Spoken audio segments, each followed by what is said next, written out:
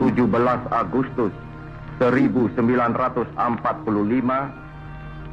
atas nama bangsa Indonesia, Soekarno-Hatta.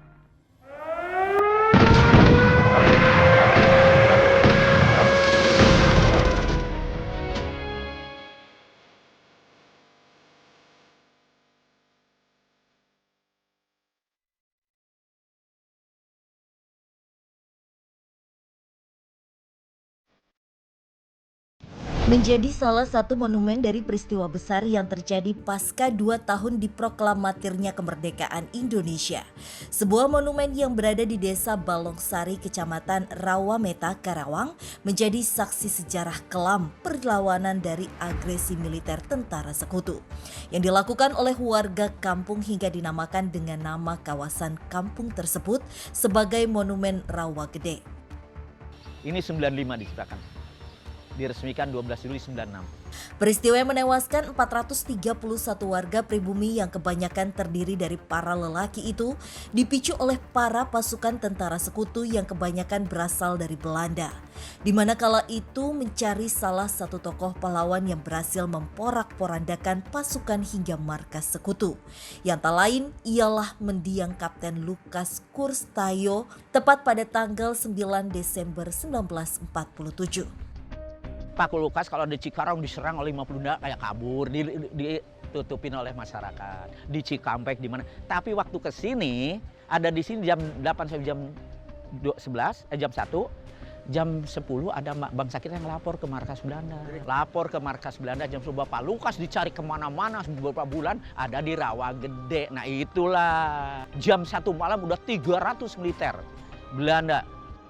Kini, peristiwa sejarah besar tersebut diabadikan lewat setiap ukiran yang terpatri di Monumen Rawa Gede serta beberapa gambaran diorama akan kelamnya masa pembantaian yang terjadi hingga menjadi salah satu fenomena pelanggaran HAM berat yang pernah diusut di Mahkamah Internasional pada tahun 2005 silam. Dengan hasil kemenangan moral dan permintaan maaf yang sedalam-dalamnya oleh pemerintah Belanda di masa itu. Seolah tak hanya menyimpan sejarah kelam, aura kesedihan bahkan mistis yang memang tak mengganggu tetap hadir. Mengerubungi area monumen yang dulunya difungsikan sebagai tempat makam para pahlawan yang sengaja dikumpulkan untuk mengenang jasa yang tak ternilai dengan apapun. Waduh, merinding ya. Kadang-kadang tuh ada orang yang menangis katanya di pohon kosambi itu di belakang ya. Lantas, apakah penelusuran kami mampu mengulas kembali sejarah kelam yang memiliki ikatan yang kuat akan kemerdekaan bangsa Indonesia serta perlawanan warga Karawang kala itu?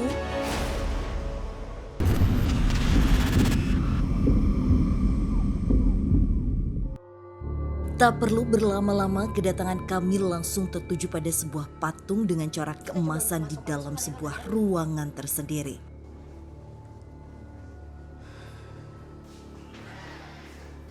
Ini luar biasa ya, maksudnya kesedihan dan juga rasa bersyukur yang luar biasa untuk aku pribadi.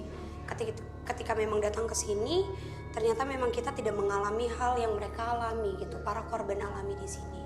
Frisly mencoba menerawang lebih jauh dari peristiwa yang pernah menimpa salah satu keluarga yang kini diabadikan di sebuah patung di hadapan kami. Ini menarik banget. Ada seorang ibu yang sangat menyayangi anaknya. Beliau mempunyai 2 anak laki-laki bernama Adul dan juga Atung. Usianya itu terpaut bedanya 2 tahun, 15 dan juga 17 tahun. Pada saat pencarian tokoh, pada saat para tentara Belanda itu datang mencari tokoh dan tidak mendapatkan jawaban yang mereka mau, semuanya itu dibariskan, diminta untuk berjajar. Mereka semua harus menyaksikan dengan mata kepala mereka sendiri. Ketika satu pertanyaan tidak mendapatkan jawaban yang setimpal, itu langsung ditembak. kunci, jangan dibuka-buka kalau Belanda datang. Digedor rumah, nggak keluar-keluar setengah jam, dibakar. Setelah mau habis, bapak yang ngomando, Atung, Adul, kami lari ke selatan kamu. Aku biar ke utara dengan ibu, maksudnya dibagi dua. Begitu roboh, ya dikejar bapaknya. Luka-liku setengah jam terbantai. Si Atung mah baju belum dibuka, celana dibuka, mau masuk ke kali ngumpet. Waktu mau masuk ke air, ditodong Belanda berpegangan, dibantai juga, mati. Dihanyutkan ke kali.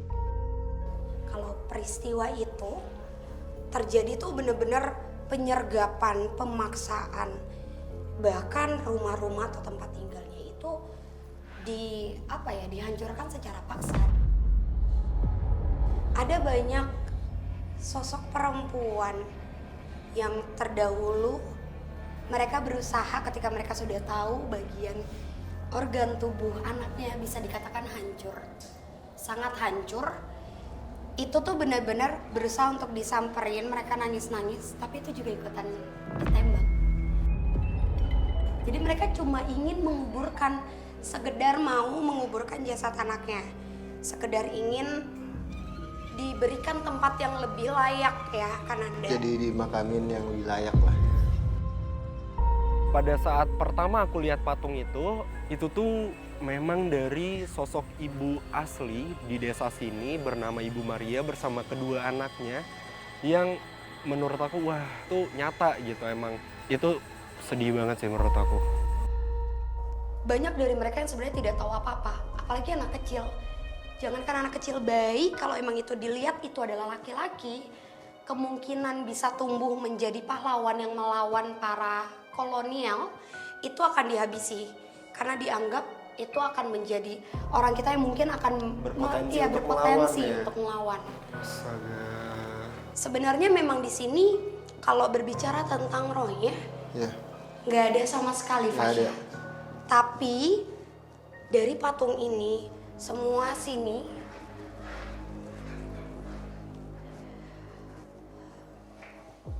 residu energi yang aku dapat 101% mereka isi dengan rasa sakit, dengan rasa mereka berharap bahwa kematian keluarganya, kematian suaminya, anaknya di depan mata mereka itu bisa menjadi buah atau hasil dari apa yang sekarang kita nikmatin, Fasya.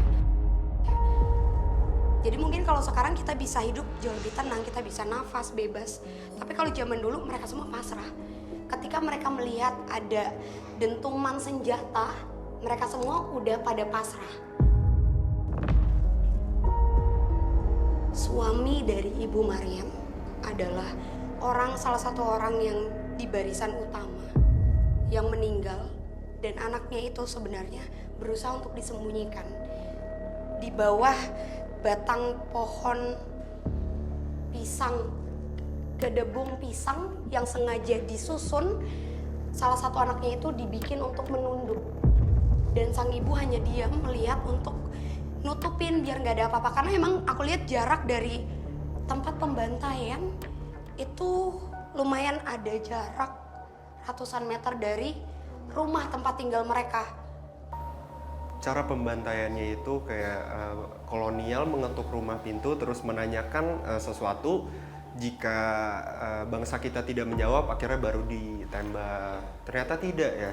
Kalau yang aku lihat nggak semuanya seperti itu. Banyak dari mereka yang sengaja dikumpulkan, benar-benar dikumpulin di depan. Mereka mungkin udah pada tahu kali ya, Fasya, maksudnya itu akan menjadi akhir dari hidup mereka. Jadi mereka semua tegas dengan tatapan tegas, kecuali dengan anak-anak kecil yang tidak mengerti. Tapi mereka semua melihat dengan tegas, menatap tajam mata para penjajah kita, para kolonial Belanda itu ditatap dengan sangat tajam. Dan mereka juga ngelihat secara langsung ketika senapan itu ditujukan, dan senapan yang dipakai itu banyaknya itu yang beredit. Jadi bukan cuma satu, beberapa kali di lubang yang sama.